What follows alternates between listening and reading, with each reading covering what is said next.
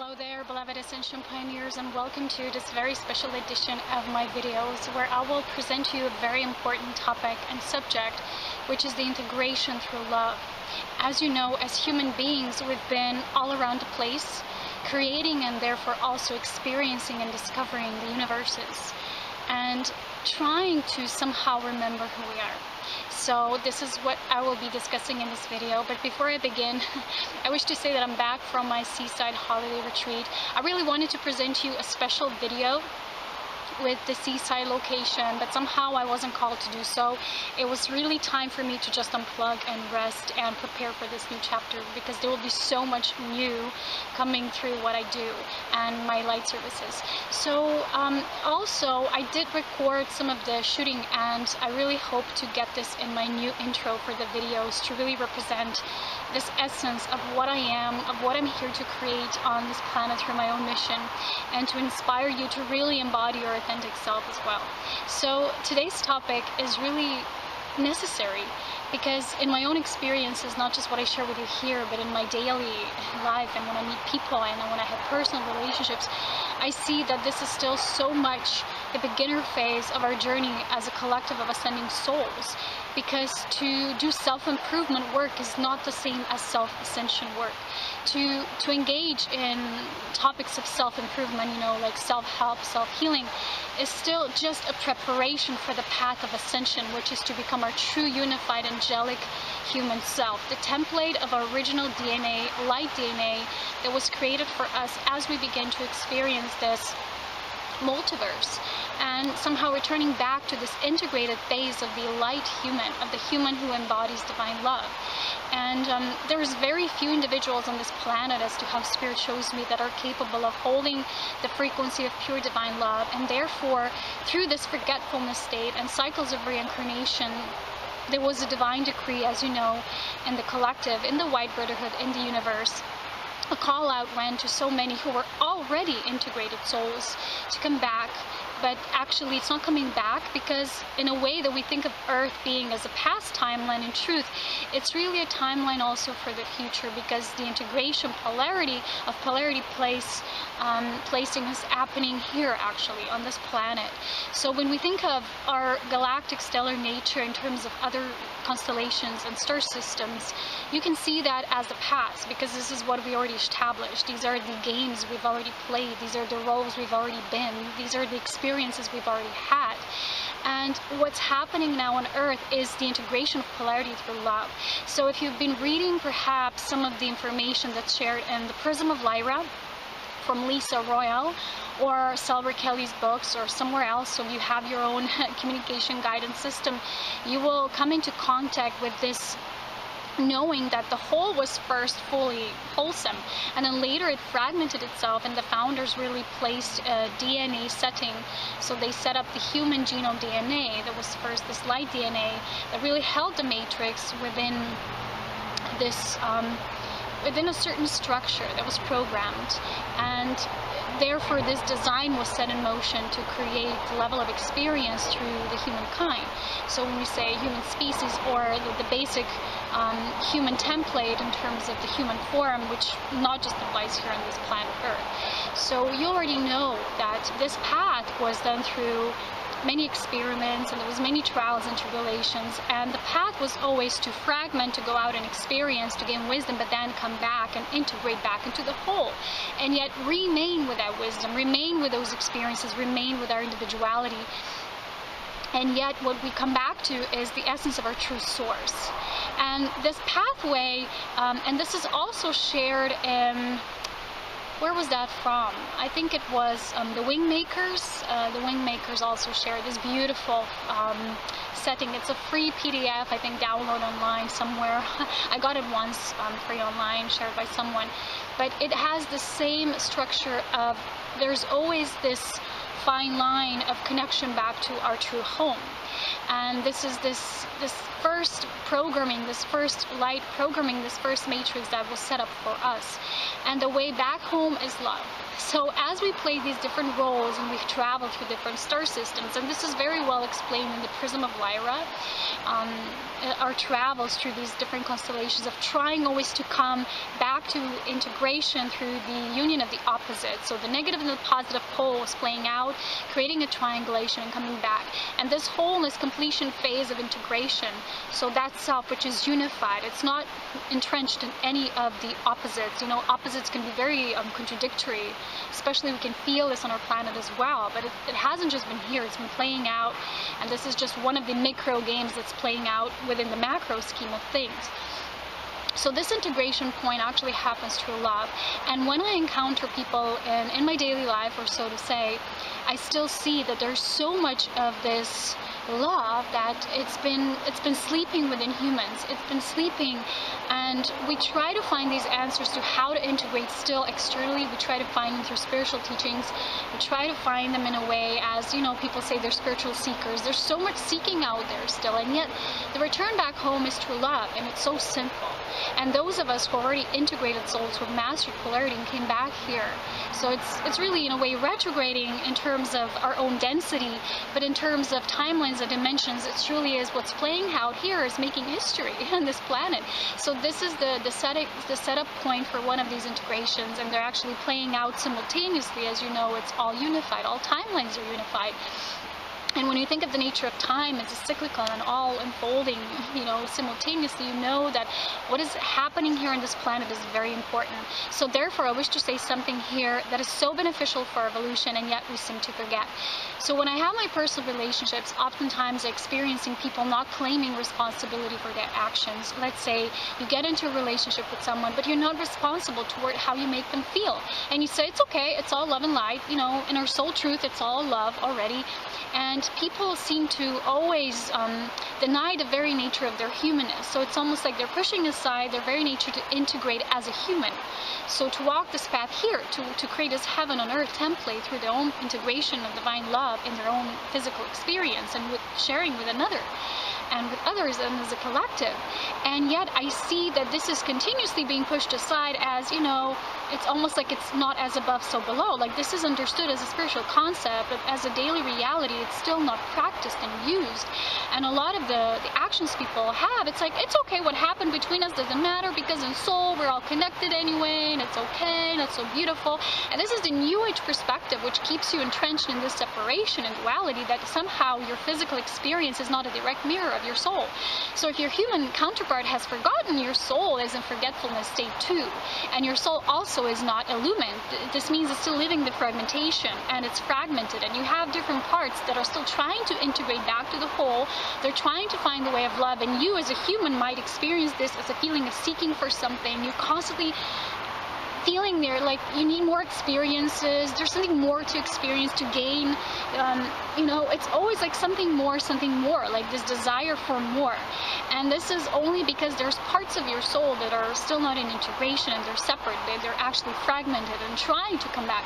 But because this connection link has been severed, or it's not strong enough, your parent soul can't really work with you on the level that can unify through, you know, through this way. So what Spirit shared me now in this retreat at the seaside, where I got so much information, is that there's a few of us who have a slightly different DNA. And that doesn't make us more special or whatever it is, but it's interesting that simultaneously that I got this information, I started watching this TV show, which I really highly recommend for everybody. Somehow I overheard it, someone mentioned it to me once, and I didn't even, you know, I had it on my computer for months, and I was at the seaside, and somehow Spirit was like, watch this show.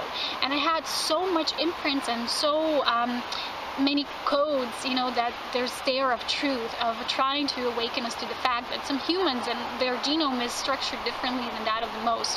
And I'll tell you a bit about the difference. This has nothing to do with any separation. It just has to do with the experiments of galactic nature, they're in galactic proportion, to infuse this realm with beings who are already integrated, and their DNA structure therefore is influenced with their light DNA. So when people say, how do you know so much? Where's this knowledge coming from? You know, how you have so much wisdom? You know, for me it's so hard. Why is it so hard? It's because their DNA hasn't shifted to that degree yet, and that's why we're here. That's why we're here, to help shift this DNA, and this is the soul alchemy process. And this process has nothing to do with the fact that we simply say our actions don't matter. You know, in spirit it's all love anyway. This is very new age. This is not responsible, and we're forgetting that we were always meant to explore worlds of creation. That's why we created them. They weren't kind of created as something, you know, that just went alongside our own evolution. This was a part of our evolution. It was intrinsically connected to who we were as beings who created as individual souls and beyond. So when we say that our actions are not so important, we go to heaven, and that's where the real thing begins, and the Christian religion teaches that, and many other religions, what you play here is not important because you're going to heaven one day anyway. This is so false, because true heaven was set up to be created here and elsewhere. There was many recreations and, you know, trying to bring this true nature of who we are also in our form and our physicality. So when a few of us came here, you know, not many survived, and I think this is also beautifully described in Gabriel's material. I don't know who wrote it, I forgot, but there's this material that describes that those beings were always associated with angelic realms. I mean, everybody is, but they had a stronger link to it, but a lot of them were too sensitive, so they couldn't stand this vibration of this place.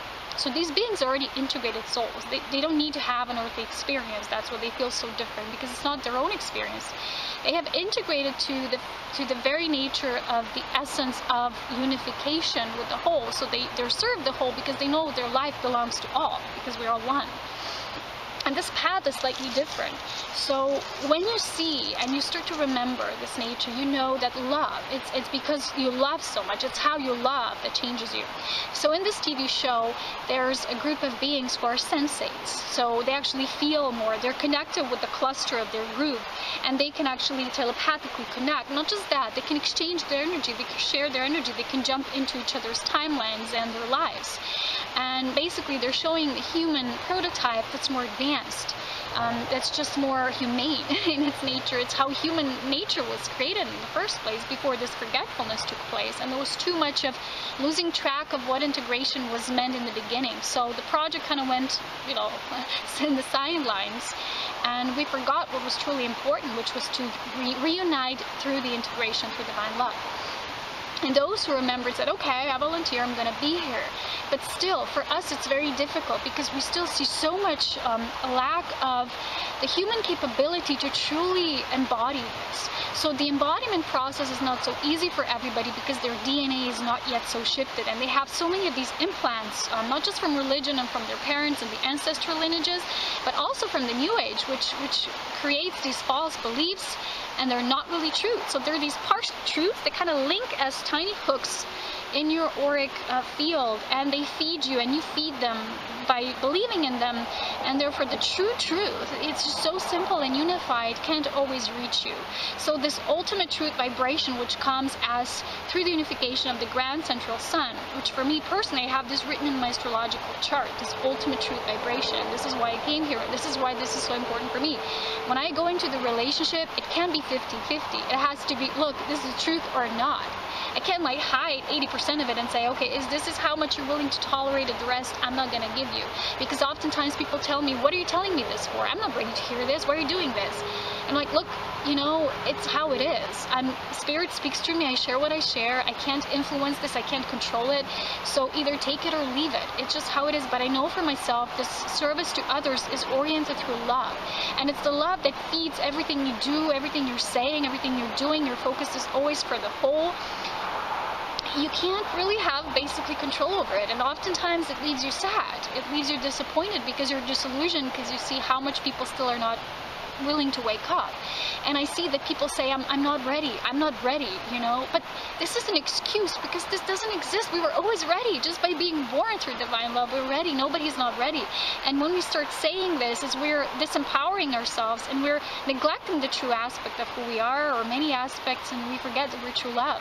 And love is always ready. It's always in devotion. It's always committed. It's always, you know, doing things that are right, that are just, that are serving the truth, not just serving the separate ego. And sometimes, you know, you come to this climax point as to how much this love wants to give through you, but then at a certain point it's not mirrored back. You just have to love and leave. And for me personally, this hasn't always been easy. This is the part that's really initiative, and it's never been just easy, or just, you know, set up with rose petals. We've always knew that this mission was not going to be easy, and I know there's a lot of young ones out there. I don't know if they're finding out these things. They're waking up probably much faster than we were in our time, in our age. But the very nature of this is so simple. Life is not complex. It's meant to be love, and when you see that humans are not devoting themselves to love and to service. Love is in the very nature it's service, because you know, when you know yourself as love, you know that this love is whole, it's unified, it's universal. That's the only love there is. There's many other definitions of love, but that doesn't make it true love. And when you know yourself as this true love, you have no other way but to exist as that. It's just, it changes you, it permeates you, it's you, it's all over you, and it flows through you, and it's Holy Spirit light is just working through you, and you cannot change it. It's not something you can control. You know, many times I see people are trying to prevent themselves from feeling heartaches, and they want to control their relationships. So they say, oh, be cautious of this or of that, you know, be wary. And remember that this is just egoic, because this feeds separation. In truth, when we have, let's say, a disillusionment or a heartbreak, whatever we're feeling, even I can feel it, it's because we feel, and when we feel, it's real. If you've seen the movie Hobbit, when one of the elves was crying because she's lost the love that she felt for someone who died, and she said, why does it hurt? And her, I don't know who, says, because it was real. And sometimes it's true, we feel. It's just we don't know how to then master these emotions that we're feeling. But to be masters of polarity doesn't mean that now we are nonchalant, that we can't feel. Neutrality is not the same as the absence of emotion. It's the usage of emotions in an enlightened way to absorb them and to unify them, to create new illumined feelings through those emotions that sometimes are lower emotions that human species has, you know, constantly been recreating because they've forgotten about these higher emotions that exist, this feeling, intuitive senses that we have on much greater levels that are beyond fifth dimension. And so I'm not talking about dimensions, I'm talking about our density, pardon me. We can't confuse those. So the level of our density is the level of how we experience ourselves in the form, while dimensions can take place in a different way, and they're very much grander, so to say. So when we think about this, and in this TV show as well, these beings are presented as being very sentient, so that's why it's called Sense 8. And these beings feel so much, so that's why they can connect with each other so much. And I've been talking about this with you. The telepathy is not just mental, it's a hard empathy thing and a process that happens. So when this person who guides them explains to them why they're different, he says, you know, for the most humans, you know, there's still wars are raging, there's this control for power, dominance, ego playing out, clashes of wills, whatever. And he says, you know, killing is easy when you don't feel anything. So not just people who are, you know, exercising war and things like that, but many people who also perceive themselves as light still have a bit of numbness inside of them, and that's why they're not taking the rightful actions and responsibility through respect for their actions. They're just not. Let's say someone goes apart in a relationship or something happens and they're saying, okay, just is what it is. And they're not willing to see what was their part, why this happened, how can they integrate this, how can they shift something, what was their contribution. They're just not seeing it because there's a lack of intelligent emotion. I'm talking about the illumined emotion, so the light intelligence within us that tells you what this was about, and through meditation and contemplative joining with your higher self, which not everybody has a connection with because this link has been severed for many, and that's why they can feel, and they're desensitized, and they think they feel, but that feeling is to such a low degree.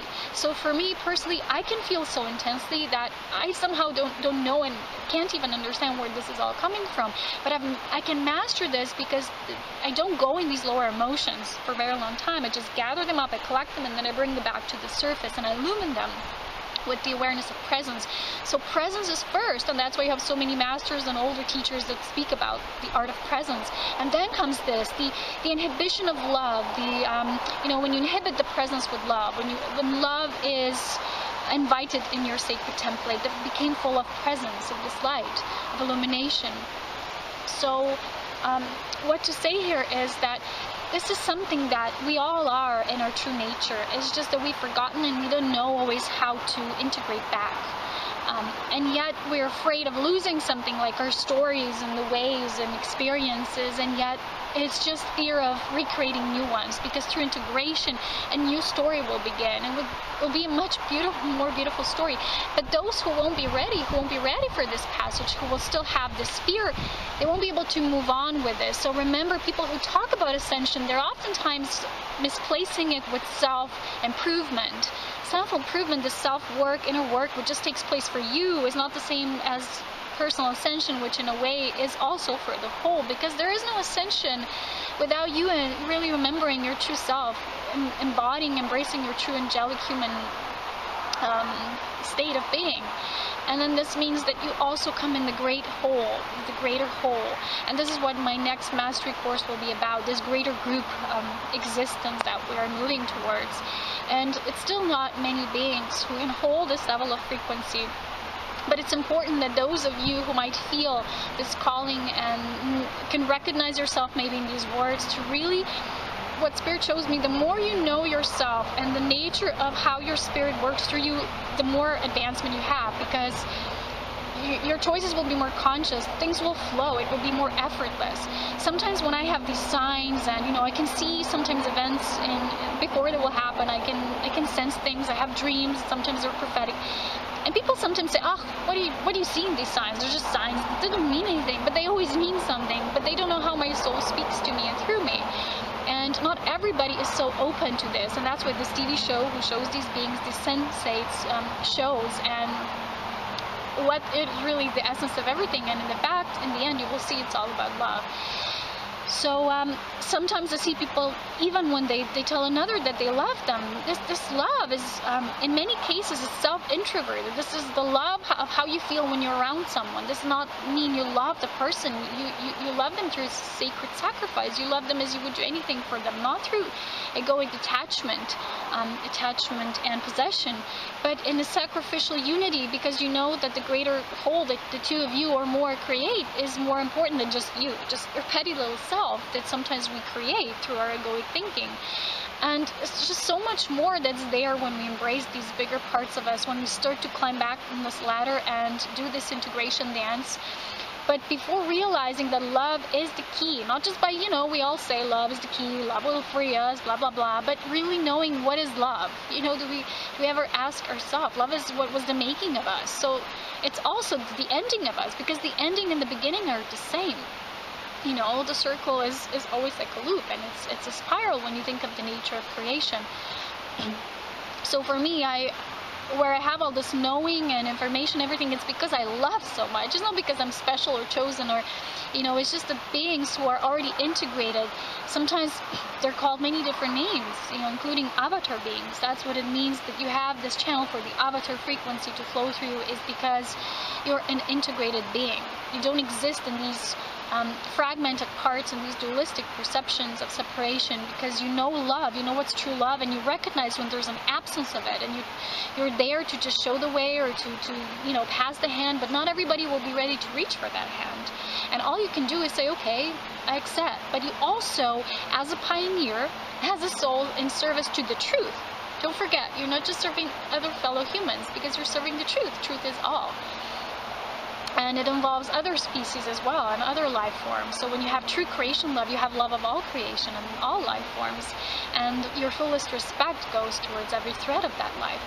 And you will be so strong that you will say things to people without fearing how they will reject you. Maybe sometimes they will start hating you or not always approving with you, but you will say it anyway. You will say, look, this is where you are in illusion. This is where you are not in love. This is where you're not practicing the act of love. You might be thinking or saying love, but your actions are poor. Your actions are not showing your love in human form.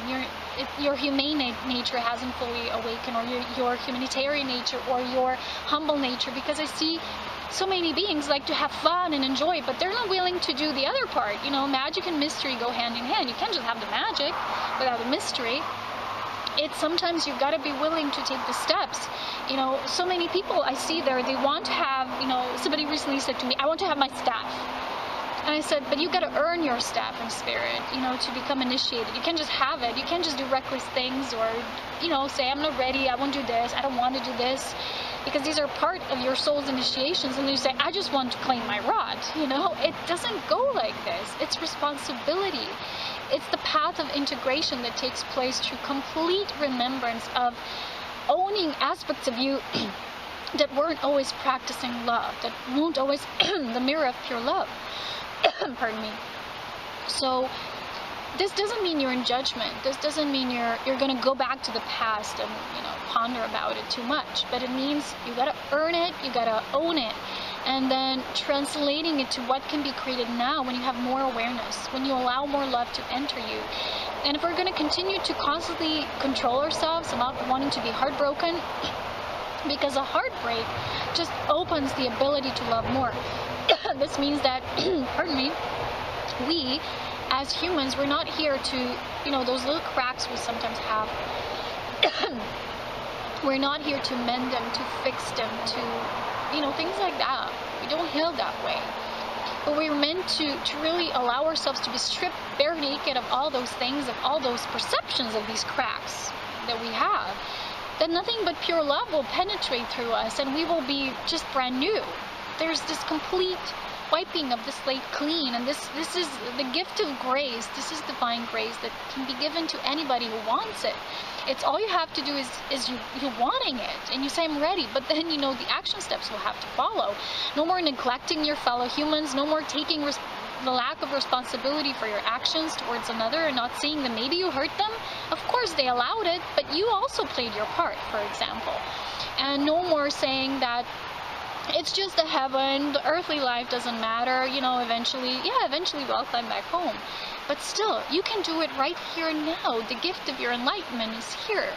I remember just recently Saint Germain through Jeffrey Hoppe had this, I think it was a channeling on this ancestral healing, and he said something so smart, it's just so simple, that you already have the knowledge, you already know all about this ancestral stuff, but now all you have to do is release it. How are you going to do it? Are you going to do it? Are you ever going to do it? We're still saying, but I have to do this first, and I'm not ready for this and for that. You know, people say, I'm not ready to be of service. It's not something that you do or prepare yourself for. You are an active, loving service when you allow love to penetrate through you on all levels and all ways. And of course, it's not something you work for. I'm going to educate myself in certain knowledge. I'm going to be a thinker, and then maybe I'll be of service. Of course, meditation helps. Everything helps. But in the end, it's all about returning to love. And those beings who have, they can pass this gift then further on. That is genuine, it's authentic, because they have experienced it themselves. You cannot know the taste of ice cream, for example, you've never had it. So that's why sometimes people can't understand me on my path, because they never felt so deeply. They never felt those feelings that are on a higher level. So they maybe, the best thing they make is an assumption according to what maybe they felt on the highest level someday, somehow, but it's not the same. So we all have to have our personal experience, our personal divine remembrance, our personal claiming the sovereignty and the mastering of our inner power and taking it back. And no longer saying, I'm not ready, I don't know, we're just lazy. Sometimes we're so lazy. I see the human species can be so lazy because we have so many gifts and talents, and I see many times people wasting them because they're procrastinating or they're focusing on these lower density stuff that on this planet right now, they're no longer important. Sorry guys, they're just they aren't. Today I'm being very genuine. You know, I have different parts of me that speak in a different way. I'm a multidimensional being in a way, like we all are. So it's just owning it and saying, you know, when will I ever be ready? Then never, because it's all happening now. You know, when we understand the nature of divine timing, we know that sometimes linear events take time, but every moment is also timeless, and therefore it's priceless.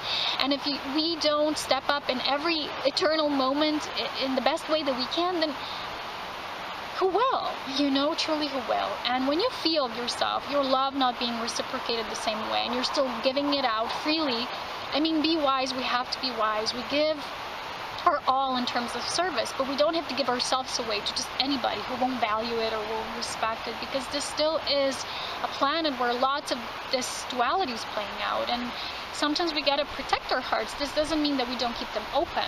We're open, we're loving, we're willing to be of service always, and we always have a little back door open, even for those maybe who have not been respectful, because everybody can return to love eventually, and they will. But still, we gotta protect our heart as well in terms of self-love. You know, like honor yourself first before, you know, you invite whatever kind of energies into your life. So it is really important. And it's just something that we need to really, like I said, experience ourselves. It's not something that we can learn from a textbook, because we are the living textbooks. We are that. And what I've been talking to you before about this DNA is those of us who have the slightly different DNA, that's why for us this embodiment process is more smoother. It's because from the levels we come here to do this work, but we don't come here to, okay, this is me, and put ourselves on a different place, because we came here to also alter the, you know, the DNA in overall. So I had this beautiful experience at the seaside. Well, it's very challenging but beautiful at the same time, like everything is. When I had these moments when I feel my presence isn't fully there, and I wonder, why am I not here? Where am I? You know? And this happened on the 9/11. So the, you know, when that event happened in the Twin Towers, and I didn't know that was the day because I was on a holiday and wasn't really functioning in a linear mode at all. So for 2 days I was a bit off, and I felt I'm not even there at the seaside. Why can't I ground myself here? What's happening? You know, I couldn't feel myself, not at home, not there. I didn't know where to go. I mean, in terms of what to do, I felt like a bit away, like absent. So when the energy shifted, all of a sudden I felt this huge release, and in the morning after, Spirit showed me like how I go down and descend to the very depths of that low nature, and then bringing back like a phoenix, you know, in a new form. So that's how I serve. I can go to the very, very lowest of the lows, which not everybody can do, because you got to have complete neutrality about it. And again, neutrality is not a lack of feelings. It's the depth of feelings, but it's using them in an enlightened sense. It's not using them through the opposition of reality or judgment, anything like that. So you can do that, and you don't get entrenched in this dualistic perspectives. You can rise back up again, and you transform that energy. So later on, I think I was able to download a few of my emails, because I didn't have internet there, and the first email I saw was about this Twin Tower event and this woman psychic, you know, foreseeing this 10 years back. And I was like, wow, that was 9/11 that day. I didn't know. So how many times we're actually living a mundane reality, but behind the scenes we're somewhere else doing something else. And this was another message I wish to share with you, that our micro cycles can sometimes be very much just tiny fragments of our macro cycles, which are something greater that's unfolding. So cherish your every cycle, whatever experience you're having. Sometimes you will feel feelings without not knowing why they're there, but they're just there. And sometimes they're also part of the group collective. You will see that if you're gonna watch the TV show, because these beings can feel each other and their own feelings, not just their own, but of the group. So when this happens is, you just, with your presence, you have to be somewhere, and that's why you can't feel yourself always fully somewhere else. But when the energy shifts, you know, and you can feel, I feel what I usually feel is like being insurgent back with my energy. I'm like, whoo, rising back, and I feel my energy in the grandest of way. And at that moment, I feel like I can do anything. I can climb a mountain. I can, you know, because my soul at that moment, it's infused and the energy is there. It's not somewhere else. It's done the work for that cycle. It came back doing something here, and on that level we saw this beautiful sunset, and we found these great seaside salty crystals, or true crystals, and we're so excited, which were almost like a gift, a reward for all that. And they were also representative of changing that, like a wave, you know, coming and creating this. It's like a ripple, and then they come, you know, they really because the sunset is that completion when it goes down, and then the crystals came out, they emerged, and it was that, okay, the turning of that, of those denser levels into that crystalline form. And when you know yourself and how you flow, and this is a lot of times for me, it's just spirit showing me a vision of my greater spirit and how it functions. When I have understanding for it, then everything else flows. I surrender into it, and I forget about these sometimes levels that we think are more important, and in fact they're just microscopic cycles that are actually direct representations of greater cycles. So when you have a day like this or feeling like this, try to see behind the scenes. Not try, in a sense I'm trying to see, but just go into your presence and allow yourself to be shown what's really taking place behind the scenes. And remember, your mere existence of all the knowing you have, all the knowledge and the information will come, and it will expand through the presence of your love, and not the other way around. So to love is to serve, and to serve is to open up for more and to constantly expand, not just you, but all life forms. And remember, we've been ready, we've been more ready. Time to stop these excuses, time to stop feeling small and taking responsibility for our actions, because a lot of times we engage in things, and then when somebody says something to us, or, you know, we're not really claiming the responsibility, and we're just whatever, you know, because this is something that, how I see it is, you can be so intimate with someone, you can exchange something so beautiful, and at the same time, if you're not staying and attaining that feeling of love, which you can achieve, some people only have it for moments, they're like, wow, and then, they fall again, right, to that forgetful state. And if you cannot maintain it and attain it, you can still ruin things by not staying with them, not staying present, or, you know, you have a beautiful thing and then you stomp on it. It's like you stomp on it.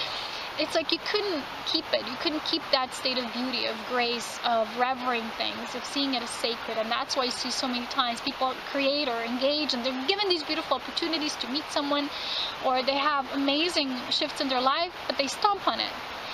And, you know, this could make me feel very disheartened and, you know, sad, but I'm not, because I know that through trial and error, sometimes people learn, and who won't learn in this cycle can learn in the next cycle, whatever it is.